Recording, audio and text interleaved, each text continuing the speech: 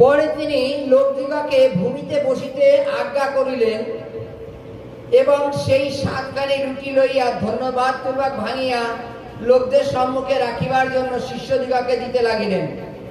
তারা লোকদের সম্মুখে রাখিলেন। তাহাদের নিকটে কয়েকটি ছোট ছোট মাছও ছিল। তিনি আশীর্বাদ করিয়া সেগুলিও লোকদের সম্মুখে রাখিতে বলিলেন। তাহাতে লোকেরা আহার করিয়া তৃপ্ত হইল এবং তাহাদের অবশিষ্ট গুঁড়োগাড়া 7 ঝুড়ি তুলিয়া লইলেন। লোক ছিল কম বেশ 4000। পরে তিনি তাহাদিগকে বিদায় করিলেন। আর তখনই তিনি শিষ্যদের সহিত নৌকায় উঠিয়া দলমনুথায় প্রদেশে আসিলেন। হালেলুয়া। কত বড় একটা অদ্ভুত ঘটনা। বাইবেলে আমরা জানি যে যীশু খ্রিস্ট বিভিন্ন জায়গায় সুসমাচার প্রচার করতেন। সুসমাচারটা কি? ঈশ্বরীয় জ্ঞান। Hallelujah, hallelujah. জগতে আমরা যতজন বিনষ্ট হই তার কারণ এইটাই যে আমাদের ঈশ্বরীয় জ্ঞান নেই। তাই হালেলুয়া। জগতে আমরা যারা বিনষ্ট হই ঈশ্বরীয় জ্ঞান না থাকার জন্য বিনষ্ট হই। হালেলুয়া। যীশু খ্রিস্ট উপদেশ দিতেন, উপদেশ দিচ্ছেন। বাইবেলে লেখা আছে তিনি উপদেশ দিচ্ছেন এবং উপদেশ শেষ হওয়ার পরে তিনি দেখছেন যে অনেক লোক তারা সকলে ক্ষুধিত এবং তিনি দেখছেন যে তারা যদি কেউ এখান থেকে বাড়ি যেতে যাওয়ার চেষ্টা করে তারা হয়তো কেউ রাস্তাঘাটে মাথা ঘুরে পড়ে যাবে। বাইবেলে কি লেখা আছে? যীশু খ্রিস্ট বলছেন আজ 3 দিন এরা আমার কাছে বাক্য শুনছে। হালেলুয়া।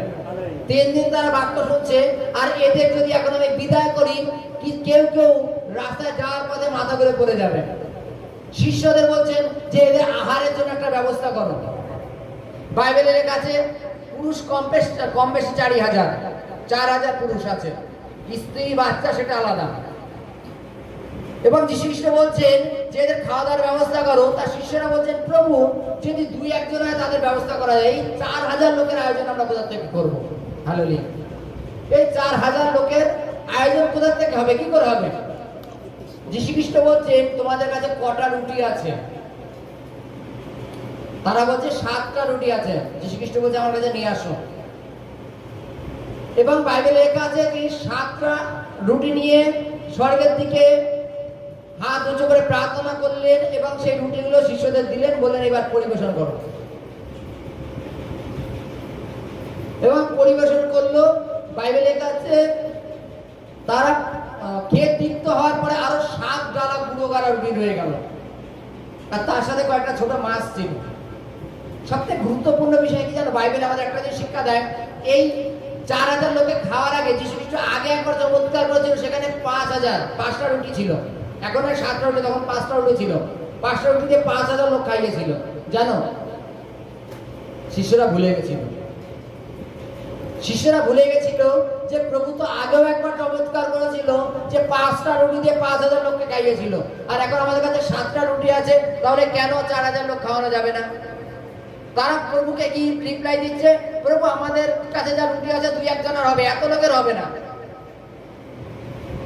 এত লোকের হবে না।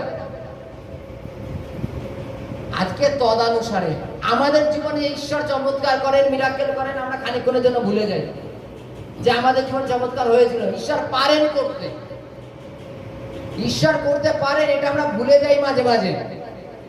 শিষ্যরা ভুলে গিয়েছিল যে আগে 5টা রুটিতে 5000 লোক খেয়েছিল। আজকে যদি আমাদের প্রত্যেক বিশ্বাসী জীবনে আবার যদি কোনো একটা সমস্যা আসে, আমরা বলি প্রভু এটা কি সহজে কমবে? এটা কি সুস্থ হব আমি? আমাদের মধ্যে এইরূপ ভাবনা রয়ে যায়। কিন্তু এটা কেন ভাবো না যে এর আগেও প্রভু 5টা রুটিতে 5000 লোককে খাইয়েছিল, তদনুসারে এর আগেও প্রভু তোমাকে বিভিন্নভাবে সুস্থ করেছেন আর রক্ষা করে রেখেছেন। হালেলুয়া। তোমাদের বিশ্বাস এত দুর্বল কেন? হালেলুয়া। বাইবেলে বলছে যে তিনি সকলকে ঘাসের উপরে বসতে আজ্ঞা করলেন এবং সেই 7টা রুটি নিয়ে প্রার্থনা করার পরে সকলে 4000 লোক এবং বাইবেলে লেখা আছে স্ত্রী আর বাচ্চা বাদে সকলে খেয়ে পরিতৃপ্ত হলো। হালেলুয়া। ক্ষুধার্ত লোককে যদি একটা রুটির টুকরো দেওয়া হয়, সে কি খেয়ে তৃপ্ত হবে? তৃপ্ত হতে গেলে তার পেট ভরা প্রয়োজন আছে। বাইবেলের কাছে সকলে পরিতৃপ্ত হলো, তার মানে কি প্রত্যেকের পেট ভরেছিল। এবং বাইবেলে লেখা আছে যে তিনি শিষ্যদের কাছে যে চমৎকারগুলো করছেন এগুলো শিষ্যদেরকে বারবার দেখাচ্ছেন। যদি বিশ্বাস করো তাহলে অসম্ভবকে সম্ভব করা যায়। Hallelujah, hallelujah.